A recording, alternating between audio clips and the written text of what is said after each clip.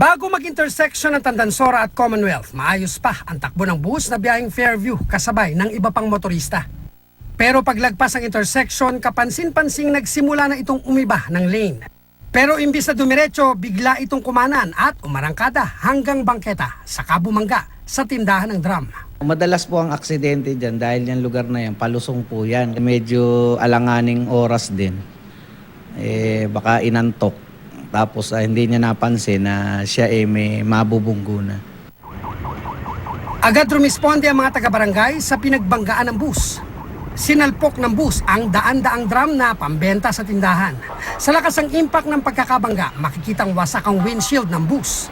Sa investigasyon ng QCPD Traffic Sector 5, lumabas na bago mawala ng kontrol ang driver ay umiwas ito sa isang elf na may kargang mga bakal.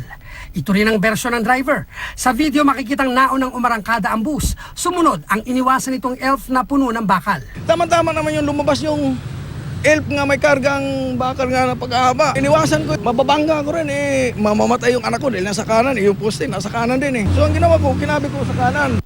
Dito na raw pumalya ang preno ng bus. Hindi na talaga kakagat yung preno ko. Ang tao doon, iipit siya dahil binusina ako hindi pa siya nakalingon. Hindi mamamatay siya doon. Buhay ng tao ang iniwasan ko. Swerteng walang napuruang pasahero maliban sa nasugatang konduktor na anak ng driver. Nagtamo rin ng bahagyang sugat ang dalawang pedestrian na nasa bangketa.